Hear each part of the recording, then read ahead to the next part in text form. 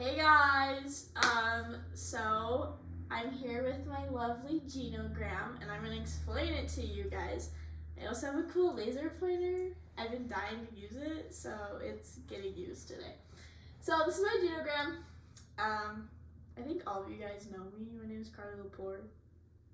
Yeah. This is my mom's side of the family, and I originally started with that side of the family because I'm not familiar with my dad's side. I just grew up next to my mom's side of the family, so I was super close with them, and I was like, perfect. I'm gonna do my mom's side. She can tell me all the cool, crazy, fun stories about them. And then as my mom was she was supposed to be telling me the funny, cool stories about my mom's side of the family, she was telling them about my dad's side of the family. So lo and behold, I had to add my dad's side of the family. Because like I mentioned earlier, I don't know much about that side of the family, but by my mom explaining it to me, I learned that there's a lot more like crazy stuff going on that I thought would be cool to add to my Genogram.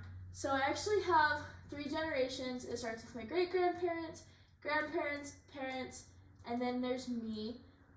So I'm gonna kind of like dive in. I have a little key here. My laser pointer just died. Oh, it's back alive. Okay. Here's the key. It died again. Okay, we're done with the laser pointer. So here's the key, and this has everything on my Genogram to go over. So we're gonna start up here with my great-grandparents. This is my great-grandpa, my great-grandma. They both have passed away, and they ended up having 7 kids together. 1, 2, 3, 4, 6 kids. 7. My grandma. So they did have 7. A little fun fact plug. Because there was 7 kids, I'm losing my marbles here, guys.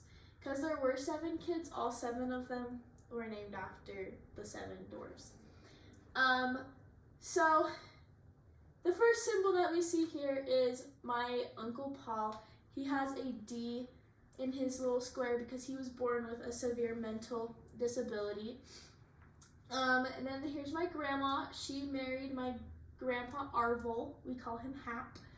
I didn't know his name was Arvel until I was like 12.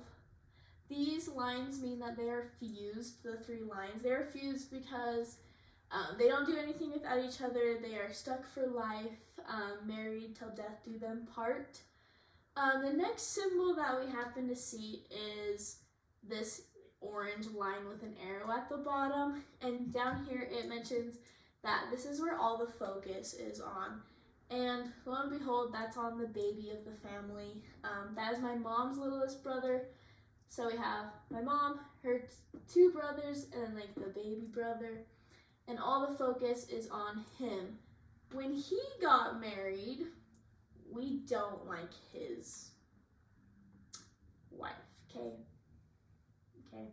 So when he married, she decided that she wouldn't like us either. So you can see the hostile line here. It's the pink zigzag line. If you notice, towards my mom, there's a small arrow. You guys probably can't see that. But the hostile, that means it's hostile directed, which means all the hate is towards my mom, and my mom kind of just brushes it off. She has like really good self-differentiation. But between Becky and my other aunt, I don't know if I can be saying names. It's fine. You guys don't know these people. Between my aunt and my other aunt, they both hate each other, so there's not a directed line. They both seriously just hate each other so much.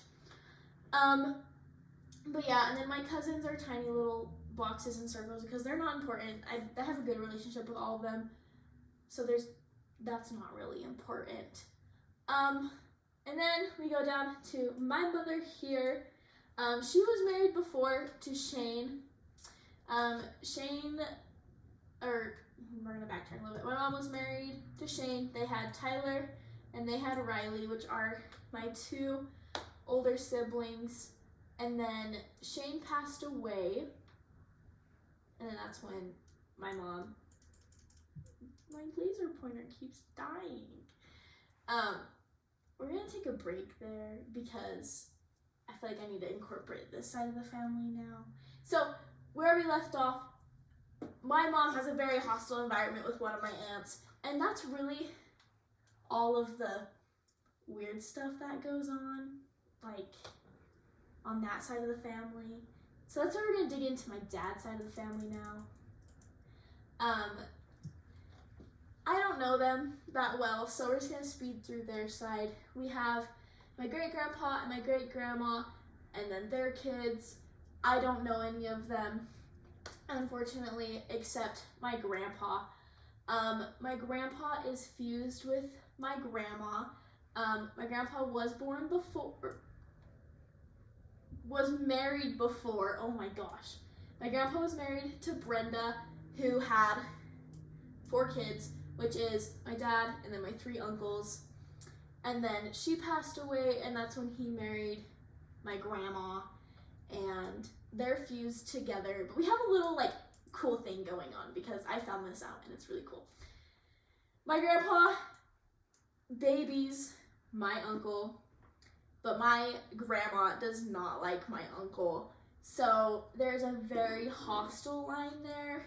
There's a lot of different shades of pink there that you guys can't see, but there's like 2 different shades of pink because they really hate each other. But because Joe babies, there's that orange line again, he babies my uncle, it creates like that triangulation going on between them because they're fused. And there's actually a new sign that came up, and it's this one right here. It's the cutoff sign, which means my grandma and my uncle have completely cut each other off, and then my grandpa and my uncle are the only 2 that talk to each other.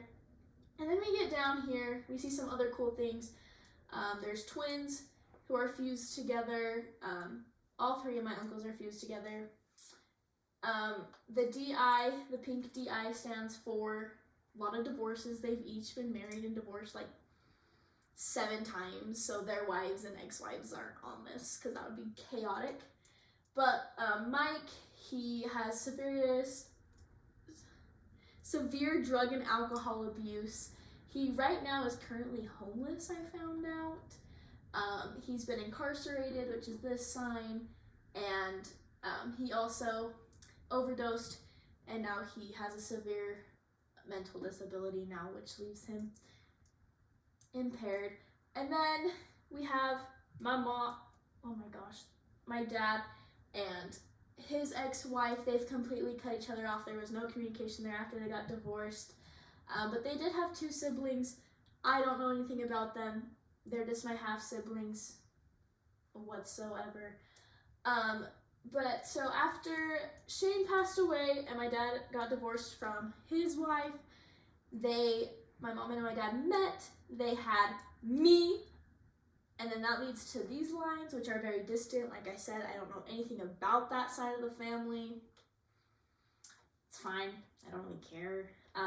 My step-sibling, or they're not even step-siblings, guys. They're my half-siblings.